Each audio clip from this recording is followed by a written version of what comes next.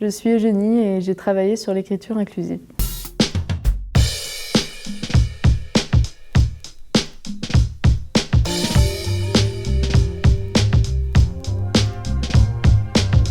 L'écriture inclusive, c'est un ensemble de procédés linguistiques et notamment rédactionnels qui permettent une meilleure représentation des femmes et des minorités de genre dans le langage.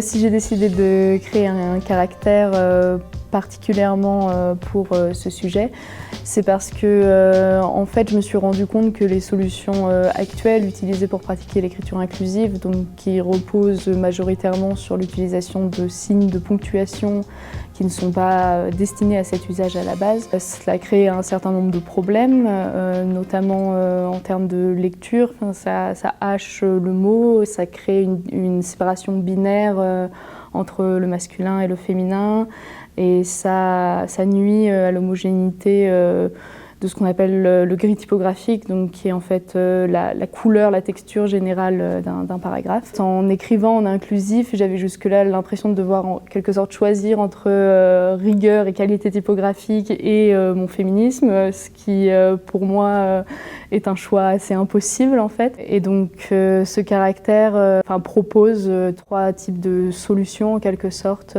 pour pratiquer une écriture inclusive qui soit à la fois respectueuse des minorités de genre et du gris typographique.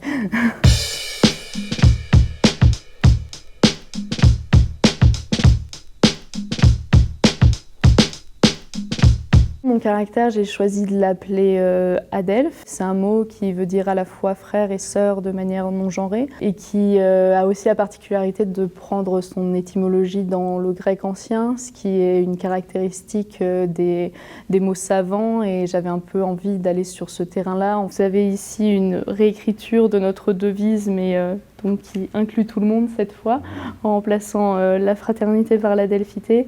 Et donc vous avez à chaque fois un article de cette déclaration réécrit en inclusif et dans les trois versions du caractère, donc en premier le germinal, ensuite le floréal et enfin le fructidor. Ça me permettait aussi de m'inscrire encore une fois dans ce roman national français, la Révolution qui est vraiment quelque chose de fondateur dans notre société, mais qui en même temps reste quand même une révolution et donc vectrice de changements sociaux, et ce qui est aussi ce que je cherche à faire avec ce caractère. Je continue à créer des caractères inclusifs, notamment au sein de Bye Bye Binary. Finalement, on sème des petites graines comme ça. On donne aussi également beaucoup de workshops de typographie inclusive pour permettre à de nouvelles personnes de prendre en main le standard qu'on a mis en place et enrichir la Typothèque, qui est une plateforme qui nous permet de distribuer